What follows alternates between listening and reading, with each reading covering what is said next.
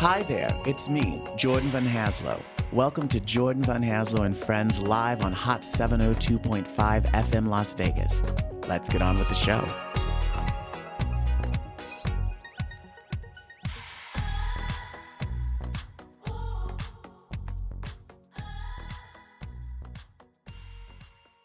Welcome to another episode of Showtime with Jordan Van Haslo and Friends right here on Hot 702.5 FM Las Vegas.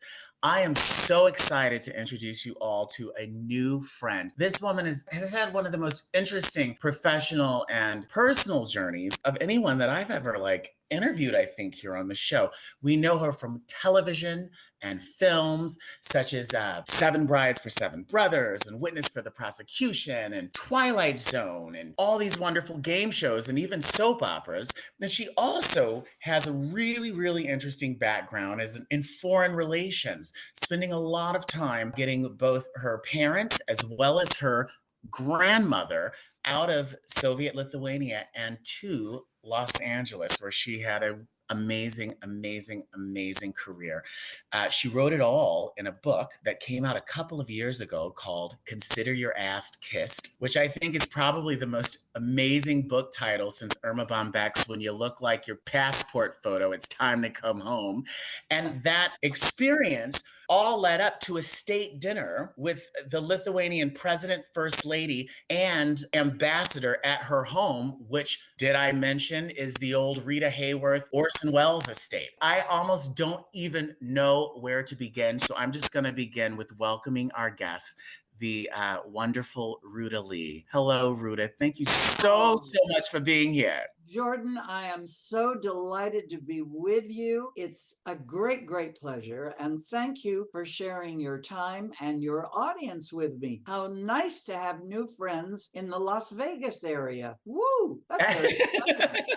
Indeed. So how on earth are you? I am exceedingly well, thank you. I am blessed with very, very high energy. At least I think it's a blessing. Sometimes I think it's a curse. But, I'm an old broad. I'm 88 years old now, but I don't feel it. I hope I don't look it. And above all, I'm grateful for the fact that I can share what I have to say with a lot of people, either by having you read it in my book, or in this case, being on your show with you and being able to chat with everybody. I always feel like, as I was writing in my book, Consider Your Ass Kissed, which I mean from the bottom of my heart. It's like looking in a rearview mirror, thinking about where you've been and the fabulous things that are there in your past, and still forging ahead into the future full tilt, because I still have a lot left to do in life, and I sort of feel like God has assigned me a certain amount of years, and I hope that they're very, very long years. So I guess where I'll start, because this is a question I always ask. So you were raised for the majority of your childhood in Canada. You all moved to Los Angeles, but your family is from Lithuania. And so you have this really interesting immigrant story, right? Yes, But well, three different countries, right? my mother and father were both born, raised, married in Lithuania. They wanted to come to the United States because everybody knew the streets in the United States were paved with gold. At that point, which was not 29, quotas to bring foreigners, Lithuanians, into the US were closed. The next best thing was Canada. Mm-hmm. And so my father took a job with a company that hired people to work the wheat fields in Saskatchewan. And he worked for a year, saved the money, went back to Montreal, where there was a small but close-knit Lithuanian community, and brought my mother over, and eventually I was born in Canada. And Canada was very, very good. It's a wonderful country with beautiful, wonderful people. Just very, very cold. Very cold, exactly. And my mother, who knew nothing about the theater in New York and how close it was and what it would mean to me, only saw movies. And she thought that I was Lithuania's answer to Shirley Temple.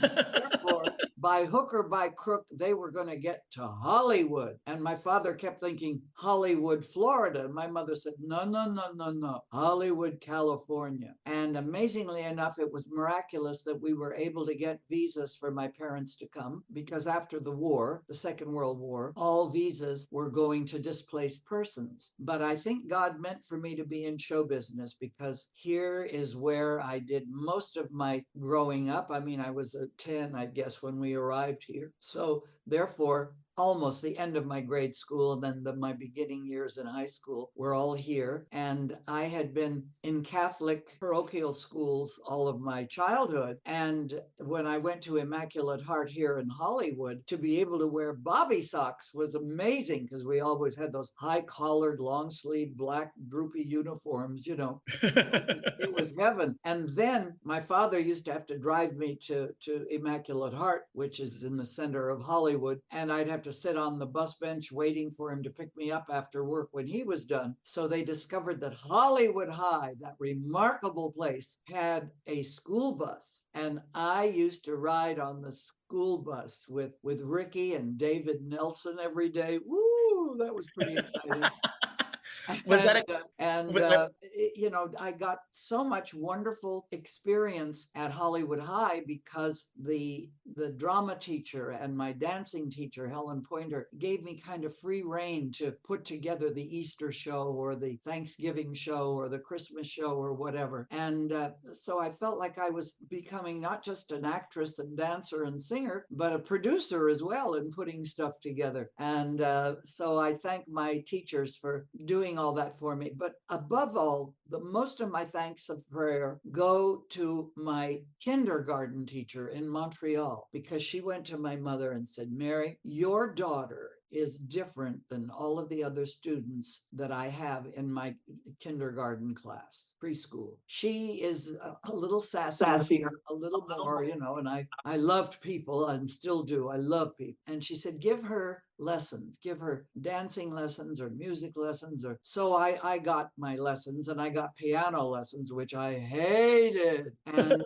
you know, to this day, I don't like rehearsal. It's okay. I mean, most actors find themselves in their character in the rehearsal, you know. Not me. I just want to do it. I want to get on stage and do it. And so I'm grateful to her, because it was my mom that decided, like I said, I was Shirley Temple, the Lithuanian version. So my very first television movies, well, actually, one of my very first was Gracie Allen and George Byrne. They became nice friends to me. And even after Gracie was gone, Mr. Burns, George, would come to all my Thalian events, which we will talk about later, my great big charitable events. And they were very good friends. So he was basically my first television job. How amazing is that? Like, what a place to start, and what Isn't that something? It got me my SAG card, you know. Yeah. And I got it because while I was going to Hollywood High, I was working in Little Theater. It's a wonder that I ever graduated, because I wasn't getting any sleep, doing a show at night and then rehearsing a little and sleeping fast and then getting up to go to school. But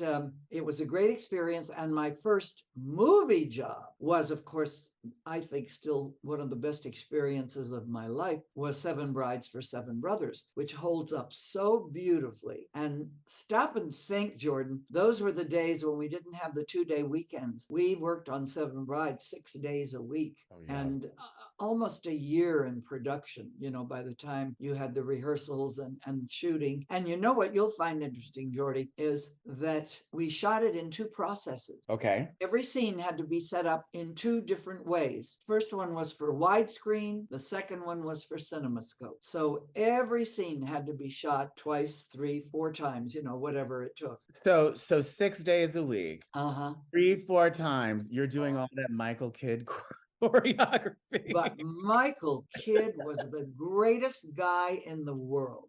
He made the hardest darn work, because I've got to tell you, I was a fast, 16 going on 17. To have this kind of an experience was just incredible, to work for this fabulous choreographer and actor and performer himself. And he made it such fun. And we would be doing the ballet bar, BARRE, that kind of bar every morning as a warm up. And I'm dancing with some of the best dancers in America and saying to myself, what in hell am I doing here? How did I get so lucky? Because I was not a great technician. I did not know all the stuff, but thank God he was the kind of choreographer that instead of saying 3 chassés to the left with a piqué turn on your right, he'd say, give me 3 of those scrape-alongs and a couple of corkscrews into the ground. And that was the way he worked. Isn't that heaven? I think that's So I was very, very grateful that I had him. And one of the guys was lifting me off of something, one of the town boys, not one of the Pontype brothers. And he sort of didn't set me down, but dropped me down, and I sprained my ankle. And this was early in rehearsals. And I sat through rehearsals with my foot in a bucket, with an ice bucket. And so I didn't get choreographed into as much as I would have otherwise, but it was still a great dance experience. I mean, he just made it such a laugh to be on stage working. And one day we were doing these great big high kicks and then slides back. And it was the first day that we were on the stage rehearsing, trying out our dance steps on this plank floor. And our shoes hadn't been rubberized yet. And as I did the big kick and pull back, my feet went out from under me and I fell forward and hit my head on the floor. Oh my goodness. And I came to, I passed out and I came to, and it was Michael Kidd saying, no, don't worry, she's all right. She dropped a quarter between the planks and she's looking down to see if she can find it. What was that was my adorable man, and I'm just crazy about it. So what was it like, right? So your mother was like, I'm sending my kid to Hollywood and making her a star. When you booked that first Burns and Allen show, when you booked the 7 Brides for 7 Brother, what was her reaction? Well, I'll tell you, before her reaction was that we went to my audition. My mother went into the church right across the street from the casting office at MGM. And I went in and did my dancing and carrying on. And the choreographer, of course, Michael Kidd, and our director and producer saw me do a little balletic stuff, what I knew, and a few steps. And then they said, can you do something kind of folksy? Well, I'm of Lithuanian descent, and if there's one thing we know, it's how to do the friggin' polka. And so I polka'd up a storm. Now, I'm not sure whether it was my mother lighting candles and praying in the church, or whether it was my Lithuanian polka, but I got the job. Thank you. That's amazing. I love it. But of course, she was so thrilled that I was doing anything in the way of television, or now a movie, a big movie. And just, I don't think she ever stopped thanking the Almighty for the opportunities that came my way. And I'm still grateful to the great master in the sky for every good thing.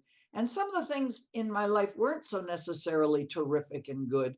I've had some hard times and some teary places, but they all taught me a lot. And I learned from each experience. And one of the things that I'm most grateful for is not just that I've had a very long career. I've never been above the title in movie, but I have been above the title on stage. Mm-hmm. Everywhere in the country except where it counts in New York.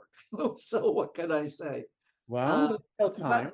There's still time. I can still do something. But I'm so grateful for the absolute need that I feel is somewhat missing in our younger generation now. I feel like most of us that grew up understanding, at least while we weren't in it, the history of vaudeville and show business and theater, we all grew up with the need to either pay back or pay forward. Mm-hmm. And Debbie Reynolds and I were the head mamas for a lot of years. She was one of the founding members, I was not, of the Thalians. And Thalia was one of the Greek muses. She was the goddess of comedy, but she also took care of straying lambs, which seemed like a very appropriate name for the Thalians who took on Hollywood for mental health. Right. Which is kind of a joke in itself that Hollywood people are worried about mental health.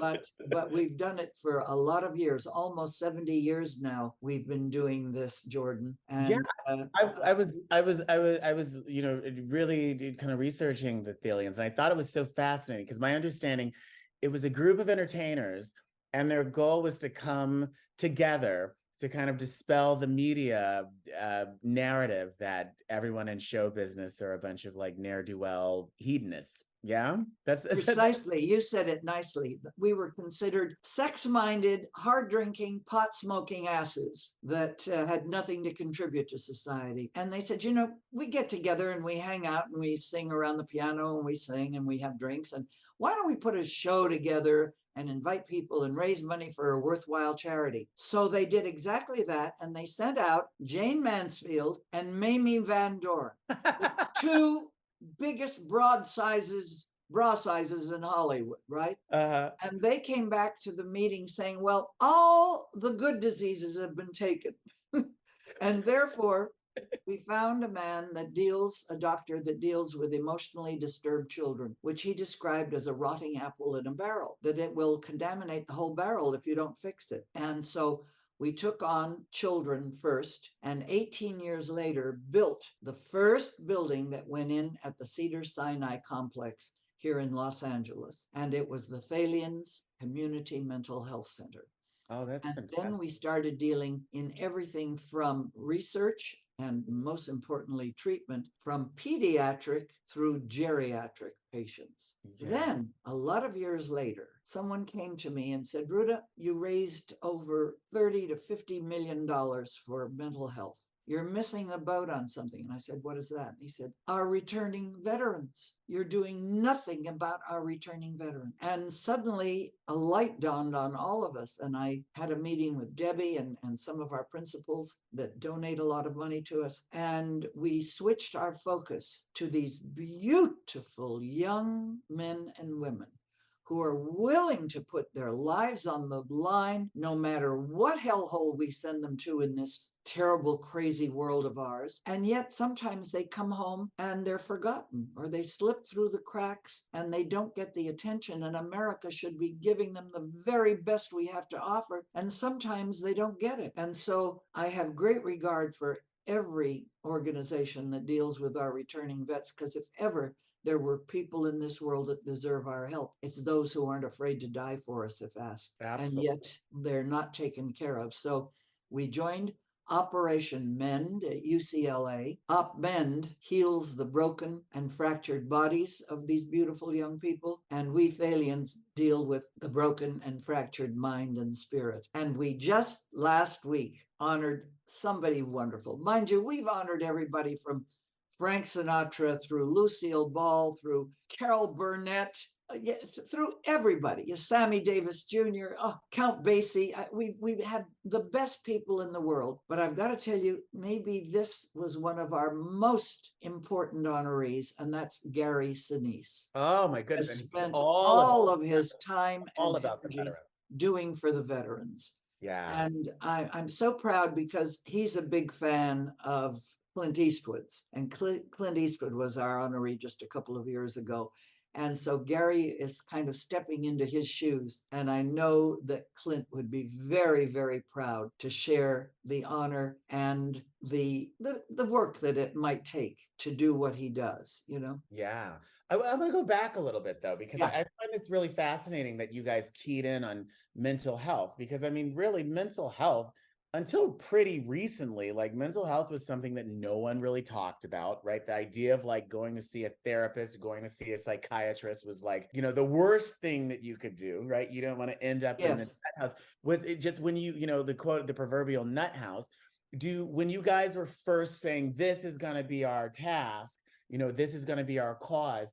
Was there like pushback, or was it kind of difficult to get people to co-sign on? A little bit difficult at the beginning. Yeah. But we realized that mental disease, mental illness was the hidden disease. It was the closet disease. Nobody talked about it. You Mm-hmm. buried it in the darkest corner of a closet and shoved it underground. Nobody was talking about it. And we Thalians came along and decided that we would shine a spotlight, a Klieg light, into that dark hole, that abyss that was called mental illness. And by shining that spotlight on it, maybe we would bring it into the light of healing, which is what we did for almost 70 years. That's And amazing. it's just incredible what we have accomplished. And every once in a while, I find myself, because now my best friend in the world, Debbie Reynolds, has gone to meet her maker, but she taught me a great deal along the way. And she was one of the founding members. And she said,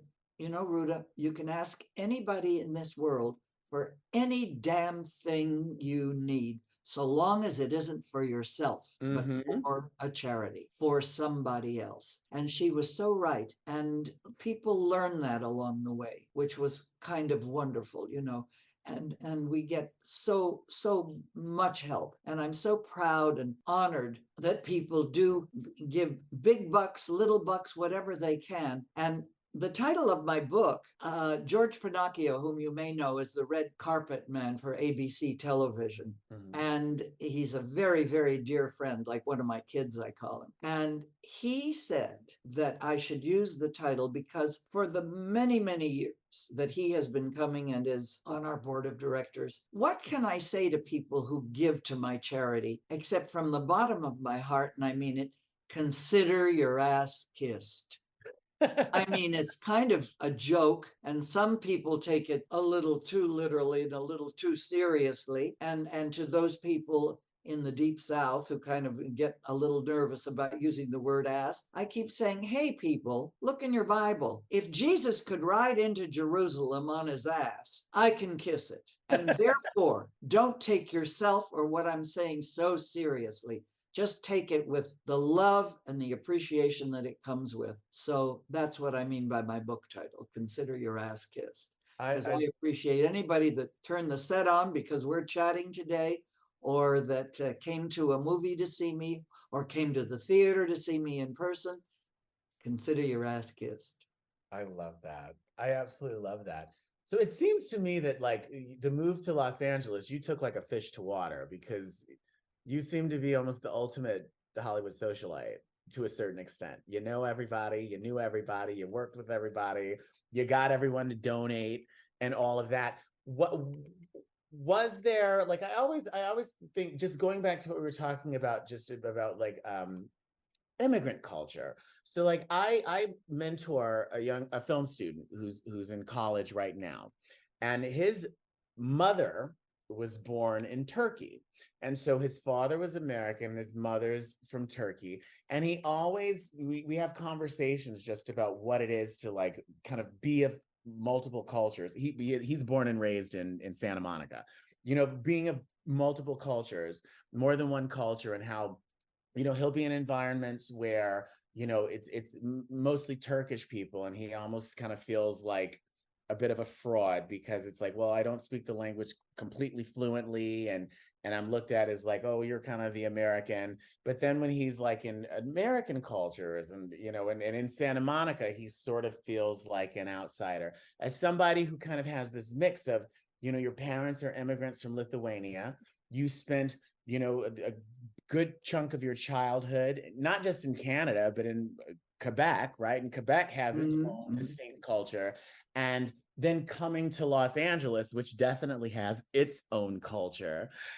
Was there ever like kind of like a pull? Like, was there ever a moment, especially coming to Los Angeles, and, in that time of Hollywood, a lot of it was about assimilation, right? People changed their names. Yes. Was there ever a moment where you kind of felt the need to, if not disown, like to ignore a part of your, not LA heritage? Or was there ever kind of Yes, feel of course there was. But mostly, Jordan, it came in my childhood because I was a Lithuanian was my first language.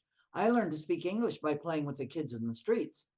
And right until the day my mother died, Lithuanian was spoken in our home. And it continues to be spoken in my house because my cousin, who kind of runs she's the major domo that runs everything, is from Lithuania. And so that's very much my language. But I grew up looking at the girls. We mostly had to go home for lunch at school. Nobody came with lunches unless it was really pouring down rain or snowing and so on and so forth. And I would look at the beautifully crusts off the white waspy bread that had the little thin slices of ham and a little mayonnaise and maybe a tiny little leaf of lettuce on it. And I would watch how they unwrapped, beautifully wrapped in wax paper, which was the big deal then. You're too young to know what I'm talking about, but it was wax paper wrapped. My sandwiches were big, thick chunks of black bread with butter and with a big chunk of ham or salami or something on it, right? Big black bread wrapped in bread wrapper. Nobody invested in waxed paper. The bread wrapper, the Langendorf or whatever the hell the bread was, we came in wrapped like that. And I'd be sort of embarrassed. And I'd be a little bit embarrassed that my mother and father spoke with such heavy accents. And if they had to do something at school where they had to be there, they speak like this very, very heavy. It's the Lithuanian. They don't speak English good, you know. And so naturally, I was a little bit embarrassed about it. But my name, which is Ruta, which I have to explain, Jordan, Ruta is the national symbol of Lithuania. It is very much like the maple leaf is to Canada or the rose would be to England. It's kind of the national symbol, and every theater curtain has a big sprig of Ruta embroidered in it. Brides wear garlands of it in their hair. It's sung about in every song and in every poem. So it's the national symbol. And I was named for it. But of course, everybody from babyhood on thought it was a misprint. And I grew up Ruth. Oh, Everybody Ruth. thought that A was an H. And so nobody fought it. My folks didn't fight it. And finally, at Hollywood High, I announced to my homeroom teacher, Mrs. Vollmer, I will never forget her, God love her, that my legitimate name was Ruta, and I wanted to keep that name. And whenever I was late getting homework in or tardy or being a bit of a smartass, she'd say, "Hold it, I remember when you were Ruth and not Ruta." and she would remind me of that every time I went back to Hollywood High to visit, for homecoming and all of that sort of stuff. But of course. But then, as soon as I came to more than the age of reason, when I realized how blessed I was to have a mother and father that were willing to work hard to give me what they never had, and that to think that in my childhood I was embarrassed by them embarrasses me to this day, that I would ever have thought that, because they were so good about everybody and who they worked with, and they didn't have a mean or bigoted bone in their body. They didn't care who was what.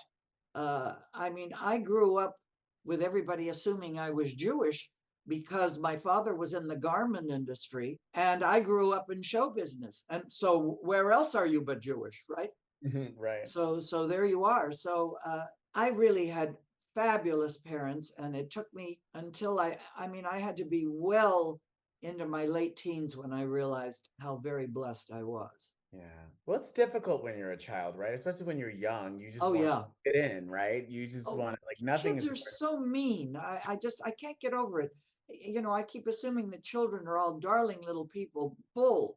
They're not all darling little people, and I'm sure that they are not taught everything by their parents. I don't know where they pick it up. I know, that wonderful song about how you have to be carefully taught Uh-huh. to be afraid of people whose skin is a different shade, people whose, that's a whole wonderful song that Rogers and Hammerstein did for South Pacific that I think is a lesson for all of us to Yeah, take to heart and to listen to the lyric a little more carefully.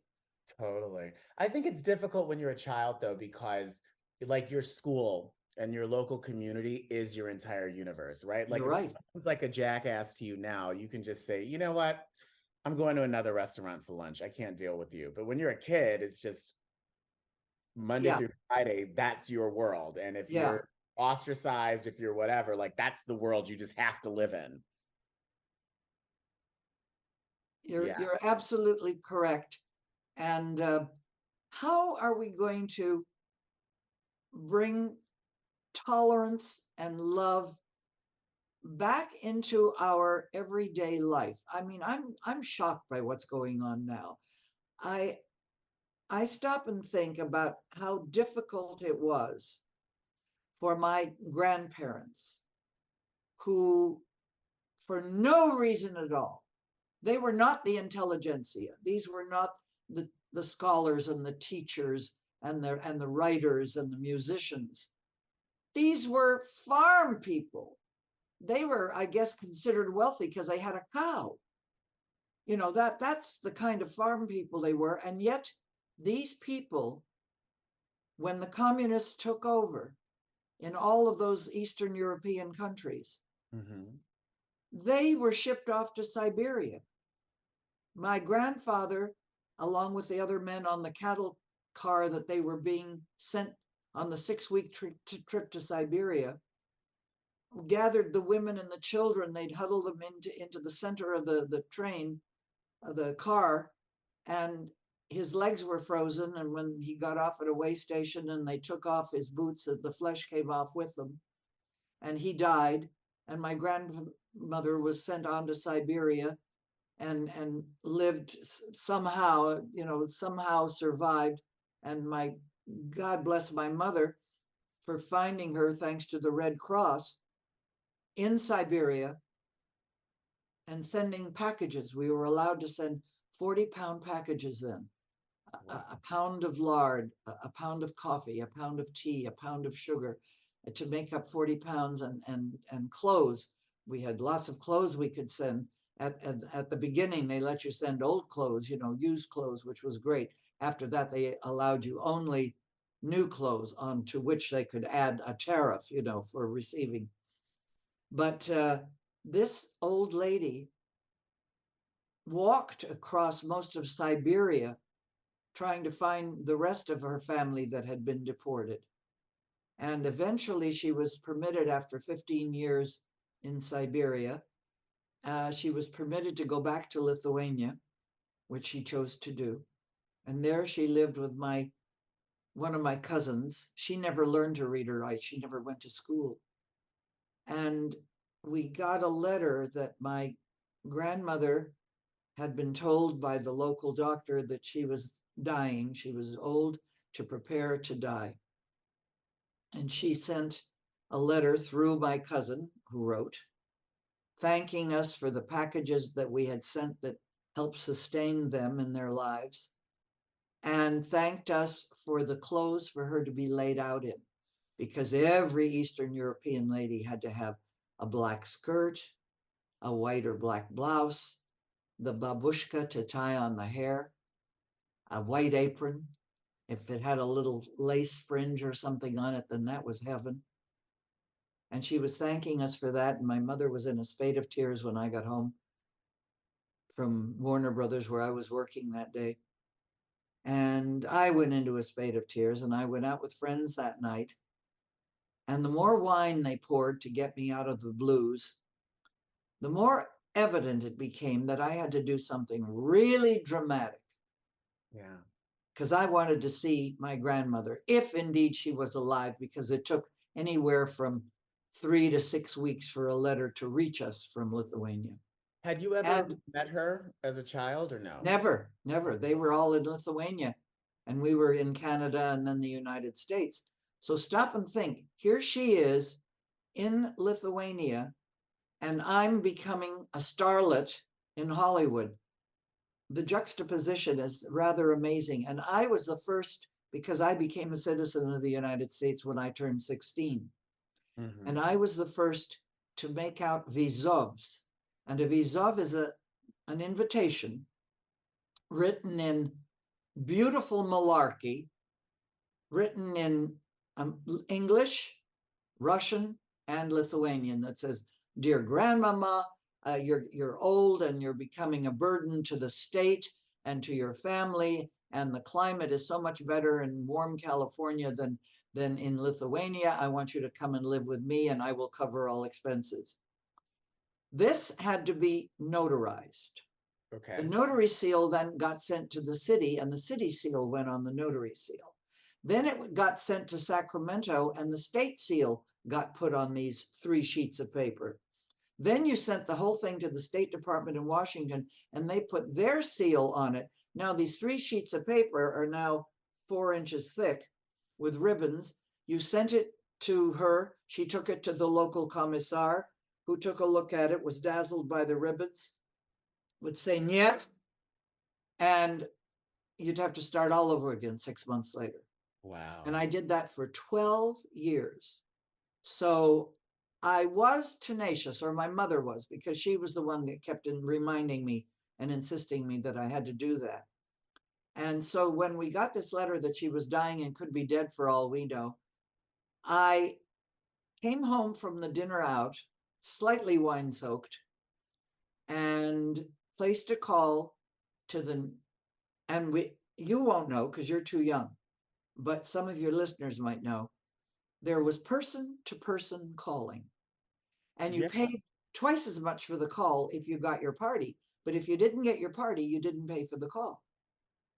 And so I placed a person to person call to Nikita Khrushchev, the Kremlin, Moscow, USSR. And that bitch operator said, "How do you spell Khrushchev?" Well, who the hell knows where the and the she's and the are. So anyway, I now started calling. She "Niet, niet, niet, niet" every time, from the operator, the Russian operator and the American operator. "Niet, no, niet." What gave you the impetus to just like, I'm just gonna call Khrushchev? I thought, what have I got to lose? Right. What have I got to lose if I do this? And he's and please remember that he was here shortly before that. And my father, who was fluent in Russian, would translate for me what Khrushchev was saying when he was banging his shoe on the podium, if you will remember. Uh, And he would laugh and say, "Khrushchev didn't say that. His interpreter made it very palatable for our Victorian American ears." And so I started calling the Russian embassy in Washington, thinking maybe I'll talk to somebody there about going to Lithuania. And there again, I talked to the dishwasher, I talked to the upstairs maid, I talked to everybody. "Niet, no, no, no, niet." Finally, the operator in Moscow says, "Mr. Khrushchev no speak it English. You speak with his interpreter." And I remembered that handsome young man that traveled with him was a fabulous interpreter. And I said, "Yes, I'll talk to him." And he got on and he said, "Miss Lee, we know all about you here in Lithuania, or not Lithuania, in Moscow, in the Soviet Union. And we see your movies, and what can I do for you?" And I explained that I wanted to come right away. And not only did I want to come, I wanted to take my mother and father, who had been gone for 35 years. And the State Department said, "Don't take your parents no matter what, because they could be detained by the Soviet as primary citizens." oh, because they weren't American citizens. They Oh, were. they were American citizens, but they could be detained as primary citizens of the Soviet because they Oh, were born there. got it. I thought God will not be that unkind. Anyway, I said, "What in hell?" when he said to me, "We'd love to have you travel, but call your congressman or your senator." And by now I've sobered up enough to where I am pissed. And I said, what the hell does my congressman have to do with my traveling in your country? This is not a political matter. This is a matter of the heart. I don't know if my grandmother is even alive or dead. If she's dead, I'll go to her burial site. Otherwise, I'll see her. Please help me. He said, present yourself again in 30 minutes to the Soviet embassy. And I thought, oh, Christ, I'm going to get the runaround again. Yet. This time I called. I was connected immediately to the first secretary, who just happened to be Lithuanian. And I'm fairly fluent in Lithuanian. Mhm. And long story short, within 48 hours, my parents and I were on a flight. Thanks to Pan Am, they let us take tons of overweight to Moscow and then doubling back to Lithuania, where I found my grandmother had been miraculously moved by big fancy ambulance to a hospital in Kaunas. Kaunas is the second biggest city in Lithuania. Mhm. And it was wonderful treatment that she got there. And let me tell you how wonderful the treatment was. As good as the staff was, as good as the doctors were, they didn't even have aspirin. And this was 1964 and 65. Wow. No aspirin in the major hospital. That's what the communist system is all about. Everybody's equal, but some are just a hell of a lot more equal.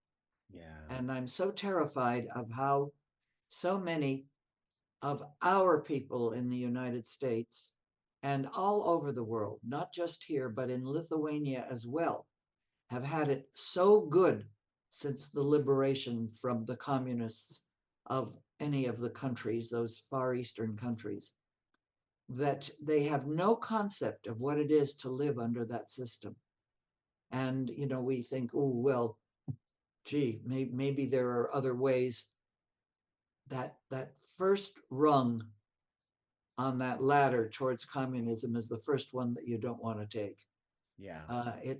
The system sucks, and I'm astounded that they let me in to Lithuania when they did. Were your parents nervous about going? Like, oh my goodness, what if we do? No, because they were just so elated that they were going. They should have been nervous, but they weren't. And I was too young and stupid to be nervous. But let me tell you what saved my ass. Stop and think that I had done many, many broadcasts for Voice of America, Mhm. decrying the communist system and what it had done to the beautiful people of Lithuania, Latvia, Estonia, Poland, Czechoslovakia, Romania. You know what happened to all those countries. Anyway, I thought I could be in trouble. It's a miracle that they're letting me go. The day before I left, my publicist said, you know, it would be a good idea if somebody in the press knew where you were going and what you were doing in case you should be detained for any reason. Mhm. So I didn't know it, but James Bacon, who was the head of the AP wire services for Hollywood, did a magnificent story of young starlet fights Khrushchev, goes to the Soviet Union to free Granny from Siberia and Lithuania and blah, blah, blah.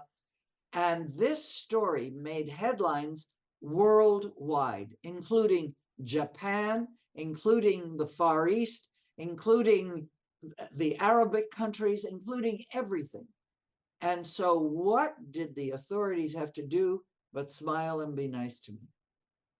And I said, thank God for the press. Hooray for Hollywood. Yeah. And you are the press. You are electronic press. And so I thank you belatedly for the things that you're going to pay forward to help people, to help the news and the truth be known around the world so that the systems that want to rub us out are rubbed out instead. Yeah. Yeah. Yeah. Well, thank you for that. And you're right, because like that's the only thing you have, right? You just have your voice to try to, use, to bring Yes, sunlight in as a disinfectant and that's right. Well, yeah. you have a platform, and may God have you use it wisely? Oh, yes, have fun, have a good time. Laughter is the most important thing in life. It's my favorite thing. But use you God gave you something, and it's up to you to put it to really, really good use and fill people's hearts with knowledge and love, and above all, humor. Indeed. Indeed. So when you got to Lithuania, I imagine for your parents it was very bittersweet. Like I can't imagine, right? I'm born and raised in the States. I can't imagine what it would be like to have to leave the States and not be back for decades and decades, and what that would feel like to go back to where you're from and the place you've been. That had to be a very emotional and bittersweet and almost probably indescribable feeling for them to be there. It was bittersweet. It was beautiful, except that it was not the Lithuania they knew. Mhm. It was not a glowing, green, wonderful, friendly place. Any system that has to live under communism is not friendly. Everybody's afraid to say anything. Everybody's afraid. If I remember my father saying that if he were walking down the street and he were to find a gold plate, he wouldn't pick it up, because he and his brothers and family and cousins would then have to explain where they got it, how they got it, etc., and you probably stole it. And that's what the system was.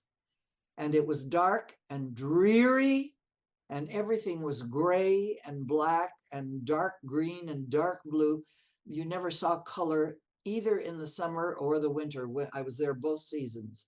I was there in the winter at first in February, and then I went back in the summer. And people were rude and impolite, and there was such alcoholism.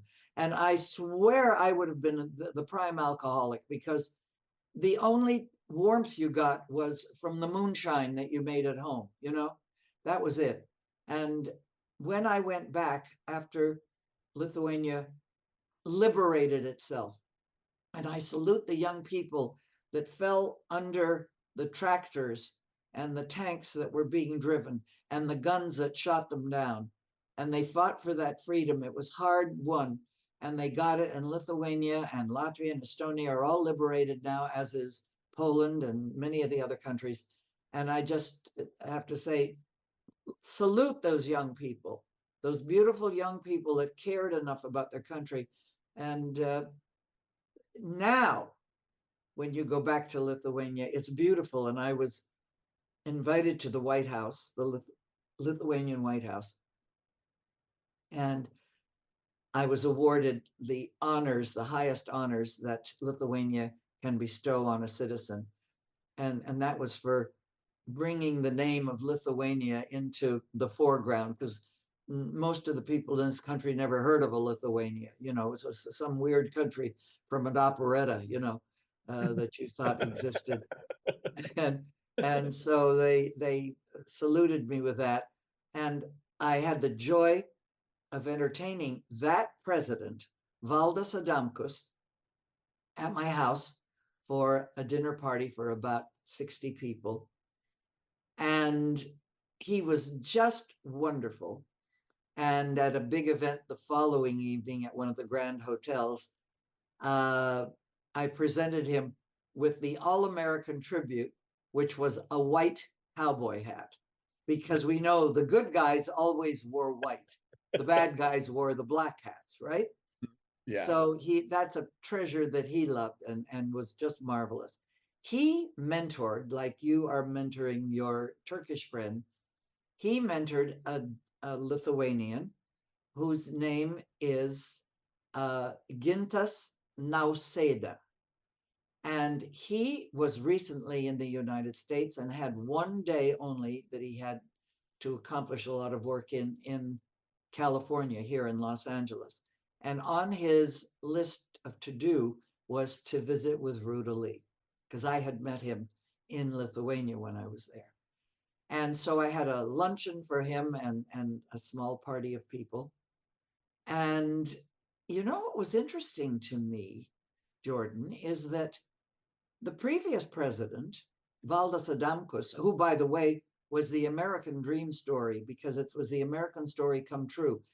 His family literally walked across Lithuania and Germany and lived in internment camps and whatnot during the war when the communists were coming over to take over Lithuania. And they wound up finally in Chicago through someone's kind aegis. And he was self-educated and was a self-made multimillionaire. And he thought, what good can I do in this world? And he said, he went back to Lithuania and became president of Lithuania.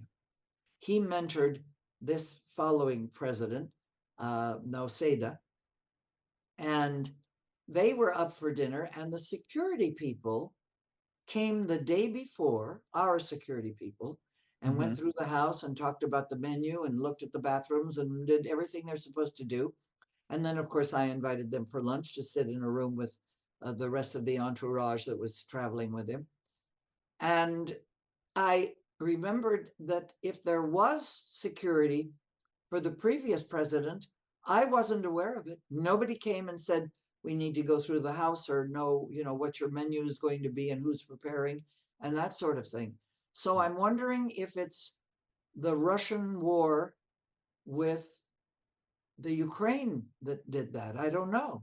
It possible. I could totally see that happening. That makes me. I have an interesting question for you, and you don't have to. You don't have to discuss it if you don't want, because I normally don't like go into politics and things on this show. But seeing, what you saw going back to Lithuania and everything that you had to do to get your grandmother out, and not even just to get your grandmother out, just to get there. Oh. Even going back to what we were talking about, how children are mean and no one has any decorum. They don't have decorum. Right. What are your thoughts in terms of just in this country, right? Like what's happening now? And do you see any parallels, or do you see any things that make you nervous, or do you see, and again, if that's not a topic you want to discuss, we don't have to. It is a topic. I would discuss it very freely simply because I'm terrified of what is being taught in our schools. And what I'm seeing is what's being taught is a disrespect for our country. Now, it may not be the perfect country, but damn it to hell, how come everybody wants to be here if it's so imperfect? How come people are willing to go across the border? They're willing to swim rivers. They're willing to walk through four countries, into whatever to be in this country. And so I don't want to hear that. And I'm terrified that our young people of today have had it so easy. The government is going to supply us with everything. Well, that's a crock. You have to earn what you get. You have to earn respect. You have to earn the money to pay for something. I think a big problem is that we don't dress for dinner anymore. Oh, how right you are. And so as a result, there's no decorum. So everyone, it's just a free for all, and everyone feels that they can just do whatever, say whatever, be, there's no rules of decorum. There's no rules of engagement. This is how you speak to your colleague. This is how you speak to your representative. This is how, if you're in a position of power, you speak to, your constituents, or how you speak to your employees. And I think that's the biggest. No one dresses for dinner anymore. So it's just a free for all. You should do a book and call it No One Dresses for Dinner Anymore, because that had such a learning experience to sit at a table quietly and not tap your glass or your spoon, but to listen to conversation and to share moments like that. Oh, I loved it. Oh my goodness, Ruta, I'm looking at our time, and I could sit here and talk to you for hours and hours and hours. Please let our audiences know where we can find you, on the web. I know you're on the Instagram, I believe, and you have your website. Where can we find more about you? Buy your wonderful book.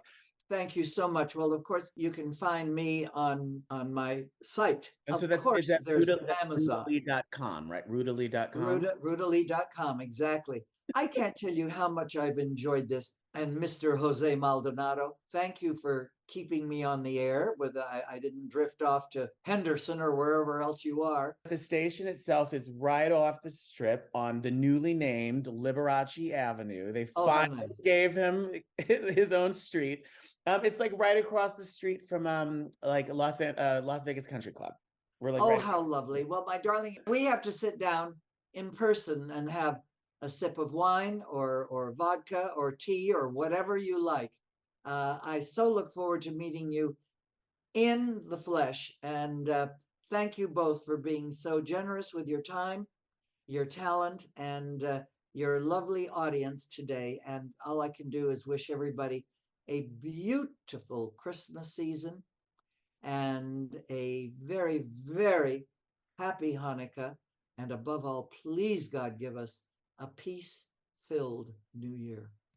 Indeed. Well, thank you. And thank all of you for listening. We'll see you next week for another episode of Showtime with Jordan Van Hazel and Friends, right here on Hot 702.5 FM Las Vegas.